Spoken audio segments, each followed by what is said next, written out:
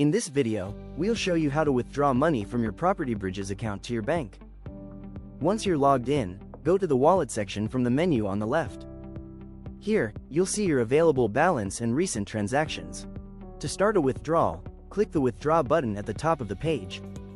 If you don't have a bank account registered yet, you won't be able to proceed with a withdrawal. When this happens, the platform will prompt you to add a bank account. You'll be guided to Account Settings, where you can click Add Bank Account. Enter your bank details. Enter your address and submit the information.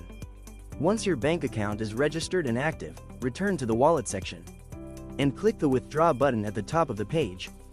First, select the bank account you'd like to withdraw funds to. These are bank accounts you've already registered on your profile, and click Continue. Next, enter the amount you would like to withdraw. You'll see your current balance, any pending withdrawals, and the amount available to withdraw. You can type in an amount manually, or use the quick amount options provided.